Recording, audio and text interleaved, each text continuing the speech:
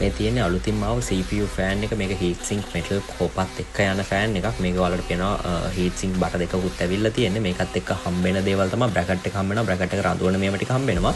මේක ඇවිල්ලා 3 pin එකක්. අපේ සමහර කට්ටිය දන්න කට්ටියක් දන්නවා. දන්නේ නැති කට්ටියට මේක කියන්නේ 3 pin ඕන 4 pin motherboard එකකට ගහන්න පුළුවන්. ඒකේ පොඩි demo එකකුත් එක්ක කරන්න සමහර කට්ටිය අහනවා මේ 3 pin 4 pin වලට ගහන්න පුළුවන්ද කියලා. මේ තියෙන මගේ unit එක. මේක 4 pin unit එකක්. මම ඔයාලට මේ පෙන්නන්න මේ කොහොමද ගහන්නේ කියලා. normally අපි දැන් ගහුවෙන් පස්සේ pin එකක් ඉතුරු වෙනවා. pin එක ඉතුරු වෙන්නේ ගොඩක් කට්ටිය අහන ප්‍රශ්නද කියලා. කිසිම issue එකක් නැහැ. මම ඔයාලට මේක ගහලා දාන විදිය පෙන්නන්න කොහොමද මේව වෙන්නේ කියලා. මේක දැන් ගහලා තියෙනවා. ඔයාලට පේන එක කොනක pin එකක් තියෙනවා. ඒක ප්‍රශ්නයක් නැහැ. normally වැඩ කරනවා. කිසිම issue එකක් වෙන්නේ මේ තියෙන්නේ මේක මේ වගේ තමයි look එකක් එන්නේ. මේක තමයි fan එක. ඔයාලට දැන් පේනවා. මේක ඇවිල්ලා තියෙනවා heat sink බට දෙකක් තියෙනවා. මේක තමයි aluminium back එක. මේ විදිහට තමයි fan එක තියෙන්නේ. මේක one fan cool එකක්.